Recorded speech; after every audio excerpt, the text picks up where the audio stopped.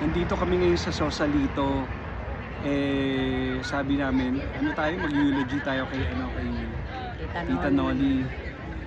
Actually, talagang 2 days pa bago nag-sink in sa akin na patay na si Tita Noli eh. Nung pauwi ako nung isang araw, ayun, doon ako umiiyak ako simula San Jose hanggang Daly City. Nagdadrive ako, umiiyak ako. Tapos, wala, ganun talaga buhay ng tao eh. Una-una lang yan, kumbaga. Mga fondest memories natin kay Tita Noli eh, yung everyday, nandun niya sa tindahan. Magpe-prepare lang yan ng breakfast ni Dodali tsaka ni Tito Dom, pupunta na yun sa tindahan. Tapos magyayaya na, ako, samahan mo naman doon sa kanto, tayo mamamalingke, may bibilin daw siya sa palengke. Sabi ko, tino tayo sumakay ng tricycle, ayoko, maglakad lang tayo.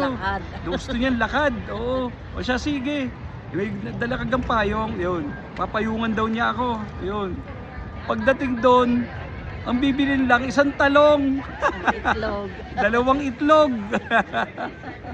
Yun daw ang kanilang tanghalian ni Tito Don.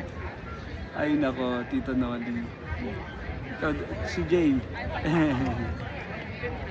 Condolence Donnelly and Ana Marie. Ako naman, ang favorite memory ko kay Tita Noli kapag galing ako sa school tapos si Mami wala pa sa tindahan, ibababa ako ng service dun sa bahay Sa nila. bahay nila. Tapos si Tito doon magbubukas ng gate, tapos si Tita Noli magbibigay yan ng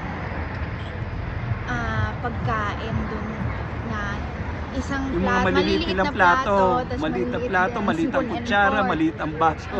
At maliit. Oo. Tapos, gusto niya lagi akong naka-aircon. So, papapasukin ako niyan dun sa kwarto nila. Dun ako tutulog. Tapos, kwentuhan ko ng kung ano-ano. Mm. Ayun, nakakamiss lang sa tita noon. Ay, kwento mo yung yung niyayak sa ukay-ukay, bibili kayo ng Ayun, memorable kay Tita Noli. Pupunta tayo sa tindahan, sasabihin na tayo sa ukay-ukay, dali. Ako naman, sige, larga, sasara ko muna yung tindahan. Pagdating namin sa ukay-ukay, nakakita ng damit, gustong-gusto niya yon. Sabi ko, Blouse. sige, yun, blouse yun. Sabi ko, sige, kunin mo na. Magkano ba? 10 piso, ang gusto 5 piso. Ang problema niya, gusto niya yung butones. Sabi ko, di palitan natin ng bago. Yun, bumili kami ng butones, mahal pa ang butones. Kaysa sa damit, 15 pesos ang butones. Ang damit, tinawad niya ng 10 piso sa 5. Aba, isosoli daw yung damit. At ang mahal daw ng botones. Pinagalitan yung tindera. Pangit-pangit. Ang mahal-mahal pa. Sabi ko, gusto mo ganun talaga. Yun. Yun yung nakakatawa Basta kay Tita lahat Noli. ng lakad niya, involved kami. I-withdraw yan ng ATM niya, kasama ako. Pupunta yan kay Tita Nol, kay Tita Iling, kasama ako. Sabi nga nung mga taga-Caloocan ikaw yung tungkod ng Atinoli. Sabi gano'n. Basta kumbaga, meron yung pakukumpuni sa bahay, hahanap yan ng magkukumpuni o meron mga, alam mo na, pabunot ng mga damo sa ako yung tawag niya na, Arnold, baka may kakilala ka dyan, magbubunot yung mga clown mo, pagbunutin natin dito. Ang hirap naman bigyan siya ng tao kasi hindi niya pinapakain, hindi niya pinamemerienda. Kuripot siya si Tita Noli. Tubig na lang daw. Tapos Inumin. babalik, di bibigyan ko ng tao, di magbubunot na ng damo yung tao niya, yung maglilinis na ng garden niya.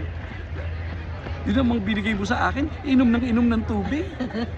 Kaya sabi ko, di sabihin mo na, hoy, huwag kang iinom ng tubig. Sana gayon ginagayon mo. Oo, ganyan si Tita Noli. Maraming memorable Kaya, kay Tita Noli. yan, lagi yung walang kwarta, ako'y napapaiyak na pero ang dami niyang pera, ang dami niyang ipon. Ayun ang babawa. Tsaka pag utangan natin, pag Tito Noli, pera muna, pag may nag-down, babalik namin sa iyo. Babalik nyo at pambayad namin ng Meralco yan. Ganun. Every morning yan, nasa bahay, nakakasuhay. Oo.